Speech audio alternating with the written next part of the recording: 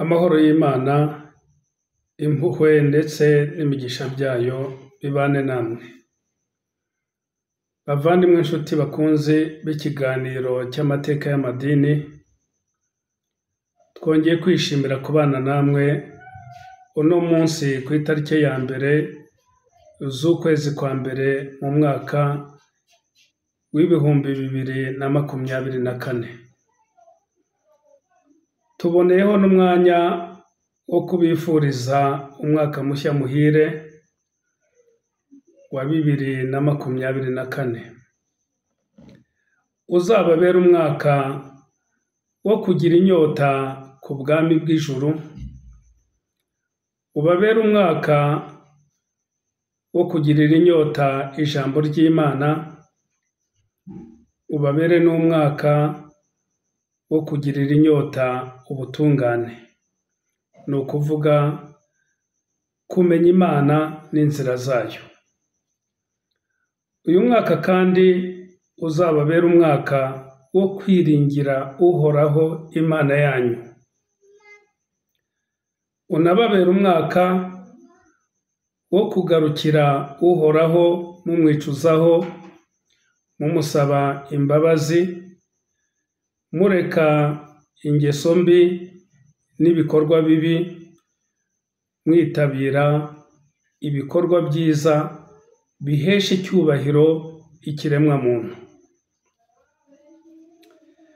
Abantu rero benshi kuva kera kose kugeza mu bihe turimo, bahorana inyota y'ubutunzi bufatika mu buzima bwa hano ku isi. Bahora bafite inyota y'ibintu bifatika. Ibyo turaza kubireba muri Korani ntagatifu mu isura ya 3 uhereye ku murongo wa 14 kugeza ku murongo wa 15. Tuze no kwinjira mu gitabo cya Bibiliya, mu gitabo cy'umubwiriza igice cya mbere uhereye ku murongo wa 1 kugeza ku murongo wa 18. Bimwe mu by'abantu bahora bararikiye bafitiye inyota, harimo abagore beza, harimo amafaranga, harimo amazu meza, harimo amasambu, harimo amatungo, harimo ibigenderwaho, hariho imitako igiye itandukanye. Ibi byose ni ibintu abantu bashakisha mu buzima bwabo bwa buri munsi, isaha ku yindi, umunota ku wundi. Ariko ibyo byose Korani ntagatifu mu isura ya 3 ku murongo wa 14 iravuga iti, ibyo ni ibyishimo by'akanya gato muri ubu buzima bwa hano ku isi. Ni ibyishimo by'akanya gato muri ubu buzima bwa hano ku isi. Hari ibindi byishimo rero tugomba gushakisha tuza kubona. Ibi byishimo muri ubu buzima bwa hano ku isi birarangira, ni iby'akanya gatoya. Twinjiye mu gitabo cy'umubwiriza muri Bibiliya, duhere ku gitabo cy'umubwiriza igice cya mbere, duhere ku murongo wa 1 kugeza ku murongo wa 4. Turaza no gusoma umurongo wa 14 n'uwa 17. Dore amagambo ya Koheleti mwene Dawudi, umwami w'i Yerusalemu. Koheleti yaravugaga ati, ibintu ni ubusa, ni ubusa koko. Byose ni ubusa. Ni iyihe nyungu umuntu akura mu miruho yose imushenjagurira kuri iyi si? Ni iyihe nyungu umuntu akuramo? Igisekuru kirahita, ikindi kigataha. nyamara isi yo ikomeza kubaho. Aya ni amagambo aremereye cyane agaragaza yuko ibi byose dukusanya dushakisha n'ubusabusa birashira, n'abantu ikinyejana kimwe kikavaho hakajyaho ikindi kinyejana. Abantu bariho mu gihe kimwe ni imyaka 100, iyindi 100 hakaba hagiyeho abandi bashyashya. Ibintu rero ni ubusabusa. Ku murongo wa 14 haragira hati, nitegereje ibikorerwa ku isi nsanga byose ari ubusabusa, bikaba ari nko kwiruka inyuma y'umuyaga. Ni nko kwiruka inyuma y'umuyaga. Ku murongo wa 17 noneho, nitondeye gusobanukirwa ubumenyi n'ubuhanga, kumenya ubugoryi n'ubusazi, ibyo nabyo nasanze ari ukwiruka inyuma y'umuyaga. N'abantu bashakisha ubumenyi mu nzego zose zitandukanye, bakaba abahanga, bakaba abadogiteri, bakagira amadiplome agiye atandukanye, ariko ibi byose ni ubusabusa iyo bidashingiye mu kumenya Imana, mu kwitondera amategeko y'Uwiteka. Ariko abantu babigirira iki? Babigirira inyota. Reka rero turebe ibyo abantu bakagombye kugirira inyota. Inyota nyanyota abantu bakagombye kuyigirira ibihe bintu. Icya mbere, abantu bakagombye kugira inyota y'ubwami bwo mu ijuru. Umurongo ukurikiyeho muri surati Al-Imran, isura ya 3 ku murongo wa 15, nyuma y'uko tumaze kugaragarizwa ibikurura abantu, ibishimisha abantu n'ingero zabyo twazibonye, hanyuma tukabona yuko ibyo ari ibyishimo by'akanya gatoya. Ku murongo wa 15 ukurikiyeho haragira hati, icyiza kiruta ibyo byose ni ugushakisha ijuru ry'Uwiteka. Ijuru rya Nyagasani ni ryo ryiza kurenza ibyo byose. Abantu rero bakwiriye kwibanda mu gushakisha ubwami bw'Uwiteka. Icya kabiri abantu bagomba kugirira inyota ni ukugira inyota yo gusobanukirwa neza ijambo ry'Imana, bagasobanukirwa neza ibyanditswe bitagatifu, ibyanditswe byera, bakabisobanukirwa n'aho bibaganisha. Ibyo tubisanga muri Amosi, muri Bibiliya, muri Amosi igice cya 8 uhereye ku murongo wa 11 kugeza ku murongo wa 12. Naho muri Korani ntagatifu mu isura ya 10 ku murongo wa 58 batubwira ko amagambo y'Imana, inyigisho zituruka ku Mana, ziruta ibyo abantu bakusanya mu mitungo. Bya bindi abantu bahoranaho inyota, ibyo byose birutwa no gushyira amagambo y'Imana mu bwenge bwawe, mu mutwe wawe, mu bikorwa byawe, ugahora ushakisha Uwiteka Imana yawe. Icya gatatu tugomba kugirira inyota ni ubutungane, gutunganira Imana, ukaba umuntu w'intungane imbere y'Uwiteka Imana yawe. Wubahiriza amategeko y'Imana, wubahiriza iby'Imana. Muri Matayo igice cya 5 umurongo wa 6 haragira hati, hahirwa abasonzeye ubutungane, bakabugirira inyota kuko bazahazwa. Abumva basonzeye gutungana bakabigirira n'inyota bazahazwa.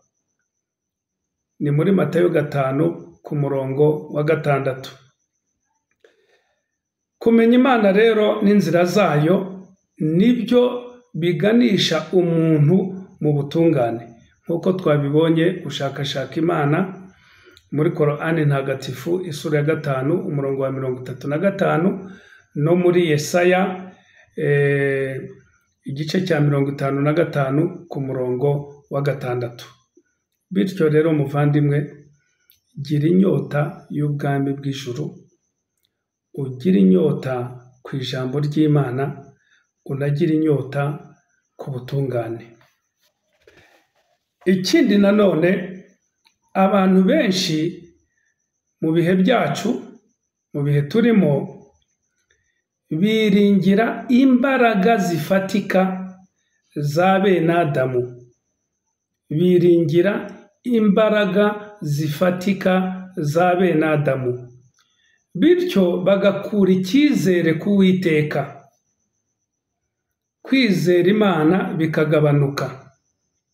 Nyamara igitabo cya Korani na Bibiliya bitugaragariza yuko ba bandi bizera Imana bakayiringira ari bo biringira imbaraga nyambaraga.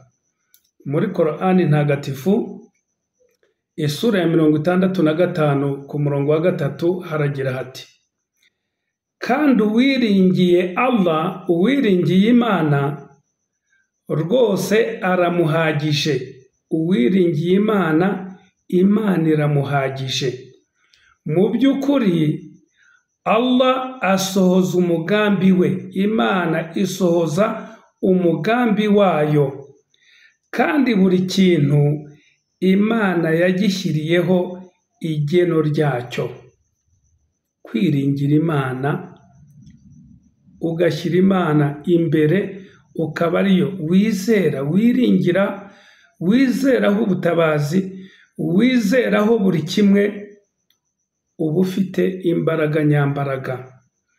Muri Yeremiya 17 ku murongo wa 7, ariko uzasome uhereye ku murongo wa 5 kugeza ku wa 8, ariko nonaha tugiye gusobanura Yeremiya 17 ku murongo wa 7 haragira hati: hahirwa umuntu wizera Uwiteka akamubera ibyiringiro.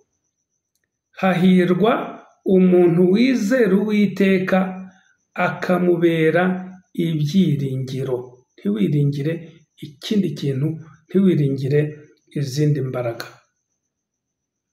Icya gatatu rero tugiye kurangirizaho nuko abantu benshi mu bihe byacu, mu bihe turimo, abantu benshi mu bihe tugezemo bakora ibibi, bakora ibyaha, bakora ibibi batazi ko hari ubagenzura.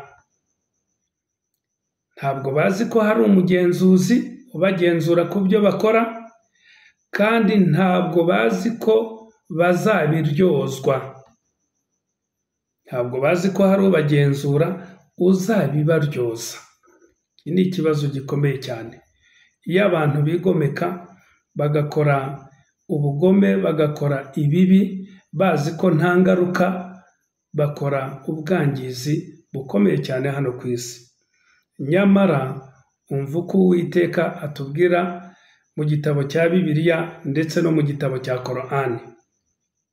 Reka duhere kuri Korani ntagatifu isura ya 14 ku murongo wa 42.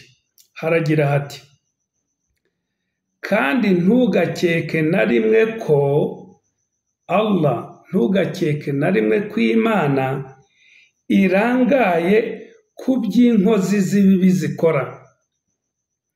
Ntugakeke na rimwe ko Imana irangaye ku by'abanyamahugu, bakora, ahubwo arabarindiriza kugeza ku munsi bazaturumbura amaso, umunsi bazaba bareba ibihano by'Uwiteka baturumbuye amaso babuze aho bahungira. Imana rero ntabwo irangaye ku byo bene Adamu bakora. Reka turebe umurongo nanone wo muri Zaburi igice cya 50 ku murongo waho wa 21, ariko nuyisoma neza uzahere ku murongo wa 16 ugeze ku wa 21. Aha rero tugiye kureba umurongo wa 21. Haragira hati, ibyo urabikora nkakwihorera. Niko Uwiteka avuga. Ukora ibibi byose byarondowe mbere y'uyu murongo wa 21 uhereye ku murongo wa 16 muri Zaburi 50 uhereye ku murongo wa 16 bakubwira ibibi bene Adamu bakora. Noneho ku murongo wa 21 ukaba nk'umwanzuro ngo ibyo urabikora nkakwihorera, ukibwira yuko mpanye nawe. Ibyo urabikora nkakwihorera, ukibwira yuko mpanye nawe rwose. Ariko nzaguhana mbishyire imbere y'amaso yawe uko bikurikirana.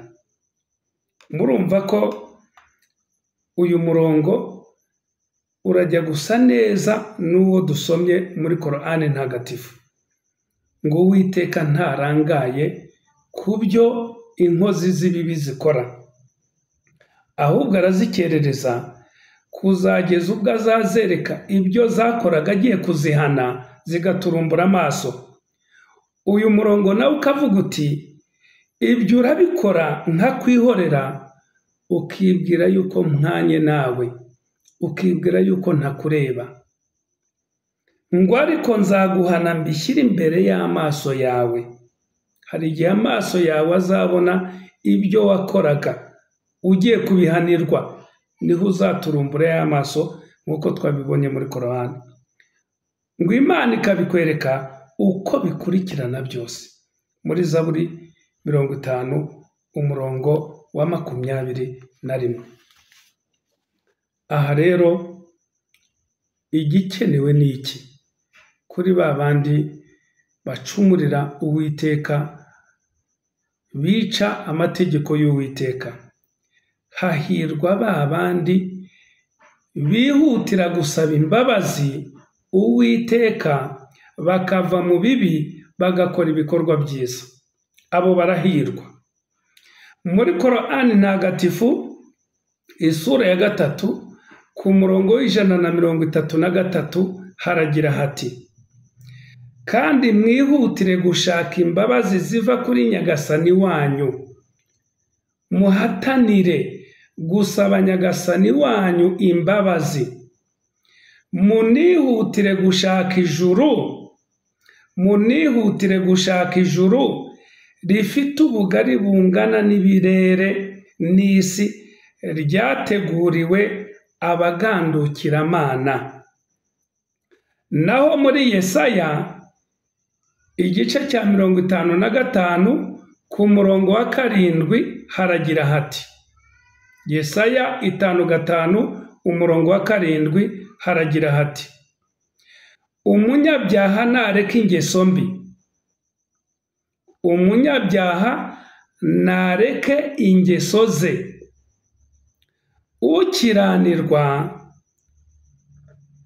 ukiranurwa areke ibyo yibwira, agarukira Uwiteka, nawe aramugirira ibambe, aramugirira imbabazi.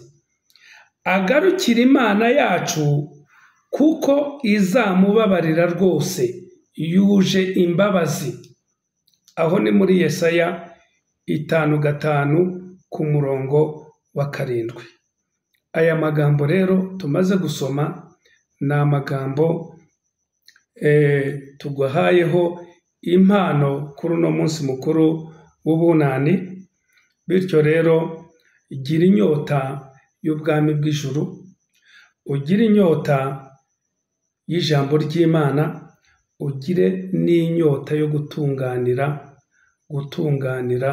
uhoraho Imana yawe.